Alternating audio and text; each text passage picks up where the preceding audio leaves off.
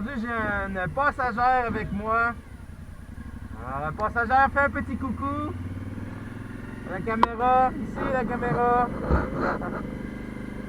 Alors aujourd'hui, ouais, passagère. Un comportement à avoir en moto quand on a un passager avec soi. Premièrement, c'est sûr, c'est de s'assurer que le passager est en confiance. Parce que s'il n'a pas confiance, il va avoir peur sur la moto.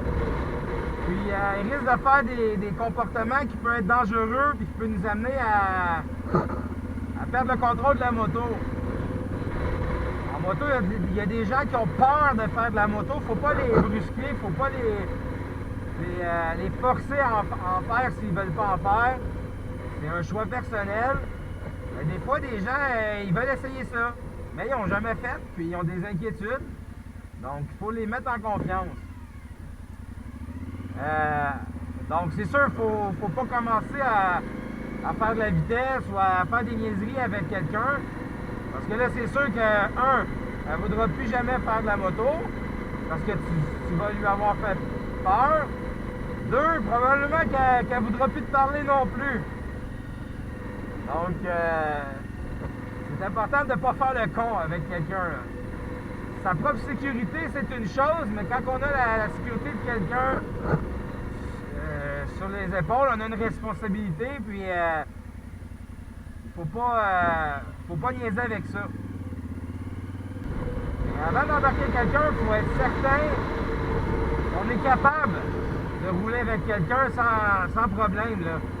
Donc, c'est sûr qu'il faut s'assurer qu'on est en contrôle de notre moto avant même de faire des tours à du monde.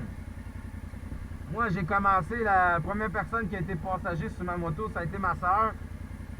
Elle n'est pas bien grande, elle n'est pas bien grosse, donc c'est pas la personne qui dérange le plus le comportement d'une moto. Mais c'est important pareil de s'assurer qu'on est en contrôle, parce que ça ne tente pas d'avoir un accident puis de blesser l'autre personne qui est avec nous. Donc c'est ça, en moto, il faut être prudent. Quand on est avec quelqu'un, il faut l'être 2 fois plus. Yeah, on fait des saluts. C'est ça, faites-moi pas salut, c'est pas grave. Je vous aime pareil. Là aussi, il y a la communication à avoir en moto avec son passager. S'assurer que s'il y a quelque chose qui ne va pas, que le passager il soit en mesure de le dire. S'il a peur, s'il est inconfortable sur la moto, s'il y a quelque chose, il doit replacer un morceau de son équipement, ou peu importe. S'assurer qu'il soit capable d'entrer en communication. Puis, parce que sinon, la personne peut paniquer, puis ça peut être dangereux pour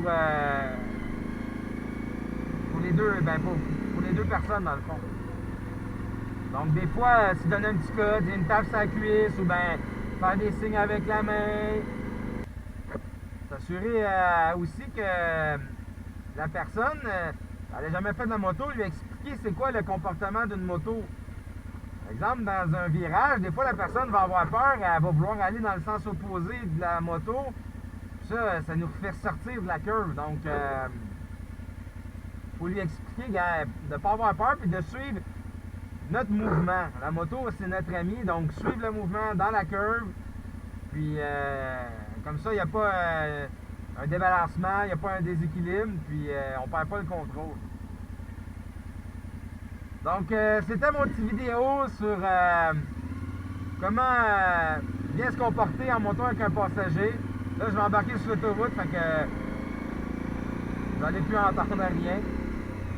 Donc, c'était The Big Banker qui vous dit soyez prudents et à la prochaine!